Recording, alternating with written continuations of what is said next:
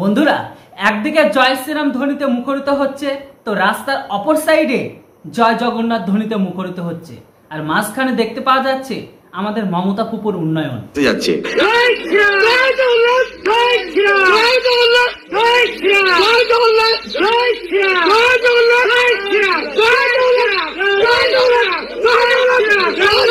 দেখো বোঝো অবস্থা।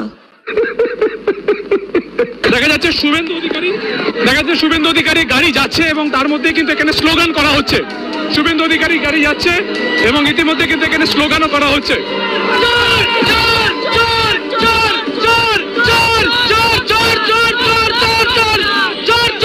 ভাই, এরা কারা যারা আজকের দিনে এইরকম কথাবার্তা বলে, যেখানে আমাদের রাজ্যের শিক্ষামন্ত্রী কোটি কোটি টাকা চুরির দায়ে জেলে ভর্তি আছে, সেখানে আবার এই সমস্ত মানুষগুলো অন্যকে চোর বলে দাবি করে? কথাটা ঠিকই বলেছেন।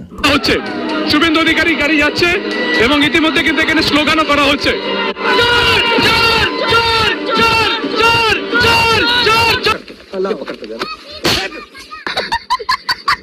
100 দিনের টাকা পাইনি, আমার কেন ওনাকে মারবো বলে উনি আমাদের 100 দিনের টাকা আটকেছে। আমাদের আবাস যোজনার টাকা দেবে, মিথ্যাবাদী চোর। ওকে এখান থেকে টাকা দিয়ে তবে যেতে বলো। রাত্রিবেলা এরাই যায় না শাহজাহানের পিঠা বানিয়ে দিতে?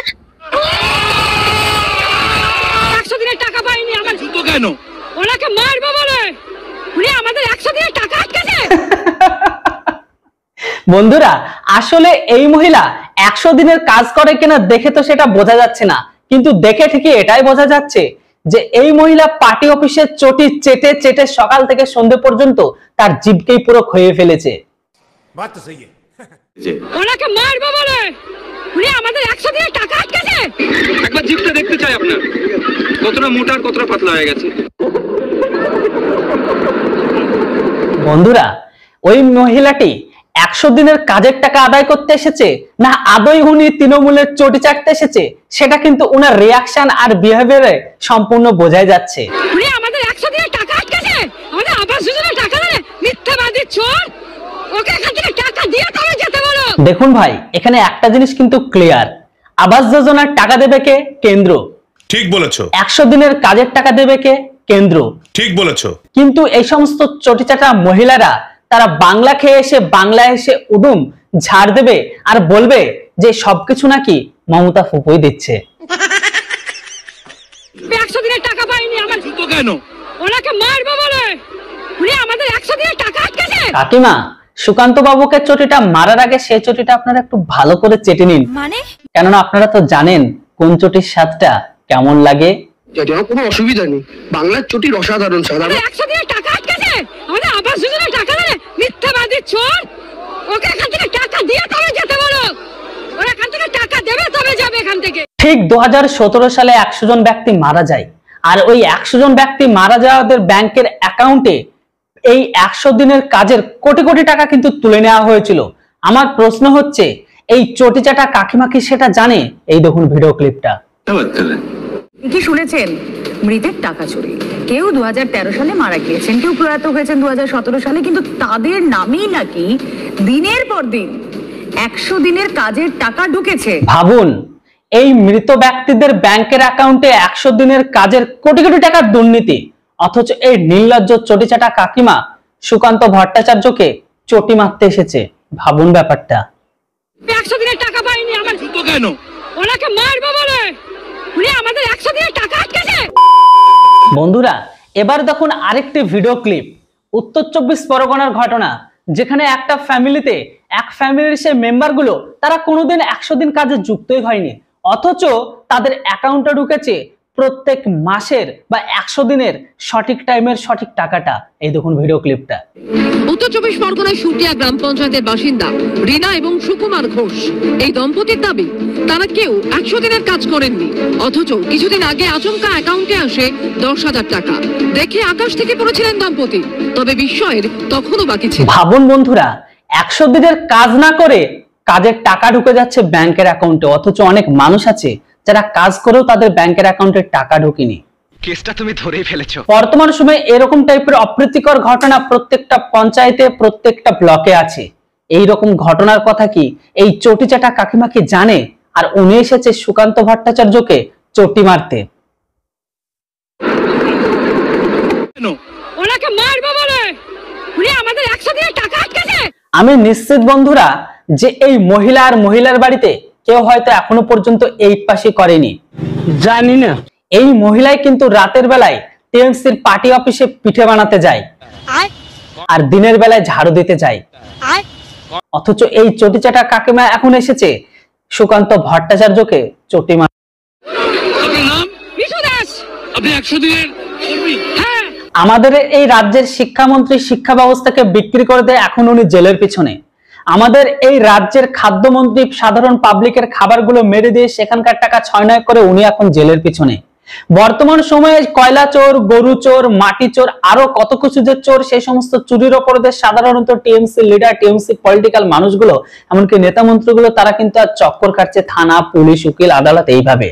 এমনকি সাধারণ মানুষগুলোর সাধারণ টাকাগুলোকে মেরে দিয়ে তারা নিজেদের এসো আসারাম জিন্দেগিকে উপভোগ করছে।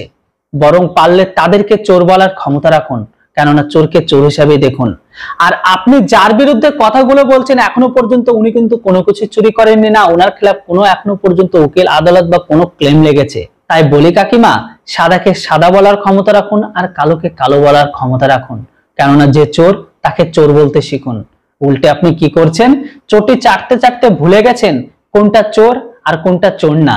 উল্টে আপনি সুকান্ত মজুমদারের কাছে এসে বলেন কিনা 100 দিনের টাকা আদায় করার জন্য চটি মেরে টাকা নিয়ে যাব। Oh my God, I forget it.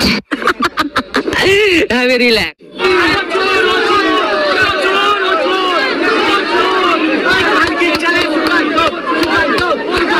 রাস্তায় ওপেন ক্যামেরার সামনে দাঁড়িয়ে ইনি গালাগালি করছে। ইনি গাল দেওয়া শেষ হলে ইনি বাড়ি ফিরবেন। বাড়ি ফিরে ইনার শিক্ষিত ছেলে মেয়েদের বোঝাবেন যে সুকান্ত মজুমদার হচ্ছে চোর, আমাদের শিক্ষামন্ত্রী কিন্তু চোর নন।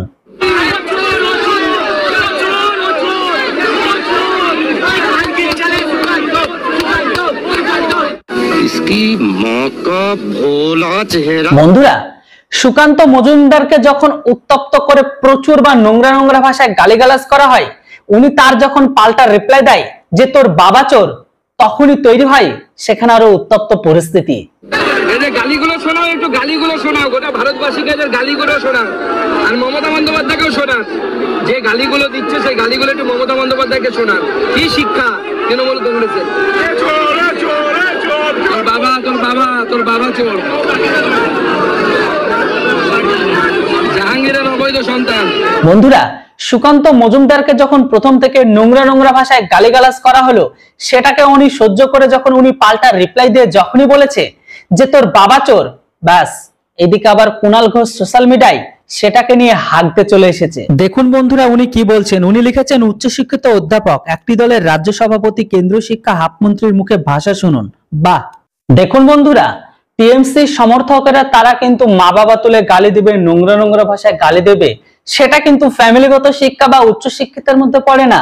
যখন এর পাল্টা রিটালিয়েশন দেওয়া হয় বা পাল্টা গালাগালি দেওয়া হয়, তখনই এদের মনে পড়ে উচ্চ শিক্ষিতর কথা, ফ্যামিলিগত শিক্ষিতের কথা। ভাই, এমন দ্বিচারিতা কোথা থেকে আসে? এরকম টাইপের গালাগালি বা এরকম টাইপের বিহেভিয়ার আমরা কিন্তু ছোটবেলায় করতাম। বিজেপি নেতারা যেখানেই যাবেন তাদের তো কৈফিয়ত দিতে হবে যে 100 দিনের কাজ কেন তারা টাকা দিচ্ছেন না। তো মানুষের ক্ষোভ থাকবে, শ্রমজীবী মানুষ কাজ করিয়েছেন, টাকা দেননি। টাকা কে দিয়েছেন? মমতা ব্যানার্জি। কতজনকে? 59 লক্ষ জব কার্ড হোল্ডার। কত টাকা? 3700 কোটি টাকা। কোথা থেকে দিয়েছেন? বাংলার নিজের তহবিল থেকে। কারা টাকা দেয়নি? কেন্দ্রীয় সরকার টাকা দেয়নি। কারা বলছে দিতে দেবো না? এই বিজেপির নেতারা বলছে দিতে দেবো না। কেন্দ্র টাকা দেওয়া বন্ধ করে দিলে দোষ হয়ে যায় বিজেপি বা কেন্দ্র সরকারের, কিন্তু কেন বন্ধ করলো সেই কথাটা তো কখনো বলে না। 100 দিনের মানুষ কাজ না করে তারা টাকা পায়। 100 মানুষ মারা গেছে, তাদের অ্যাকাউন্টে কোটি কোটি টাকা ঢুকে আবার উধাও হয়ে যাচ্ছে। আবার এমনও মানুষ আছে যারা 100 দিনের কাজ করে তাদের অ্যাকাউন্টে টাকাই ঢোকেনি। এর হিসাবগুলো কে দেবে? যখন এর হিসাব চাওয়া হয় কই, তখন তো তোমরা হিসাব দিতে পারো না। এরকম দ্বিচারিতা মনোভাব কেন?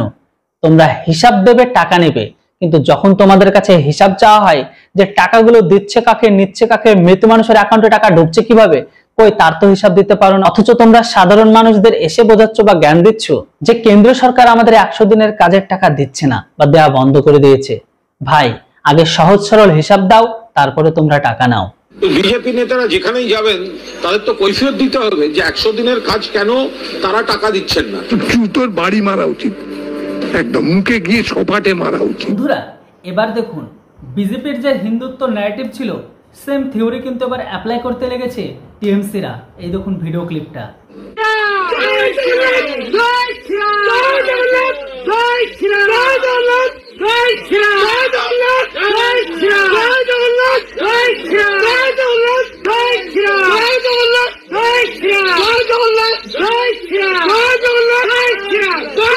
বন্ধুরা, যেটাই হোক, লাঠি বন্দুক যে সমস্ত ঝামেলা করার অস্ত্রগুলো সেগুলো বাদ দিয়ে মুখে হরিনাম, সেটা কিন্তু শুনে ভালোই লাগলো।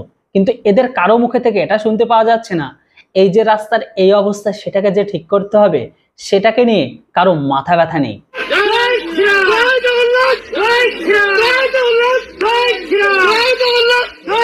বন্ধুরা, আপনারা কি একটা জিনিস এখানে লক্ষ্য করেছেন? এখানে যদি এগুলোর বদলে সেই স্লোগানটা দেওয়া হতো, কোন স্লোগানটা বলুন তো? আমি আর এখানে নাম করলাম না, কেননা বুদ্ধিমানের ইশারায় কাঁপে। সেই স্লোগানটা দিলে কিন্তু এতক্ষণ সেখানে হয়তো দাঙ্গা লেগে যেত। যেটাই হোক, আজকের ভিডিওটা কেমন লাগলো অবশ্যই আপনাদের মূল্যবান মতামত কমেন্ট বক্সে লিখে জানান।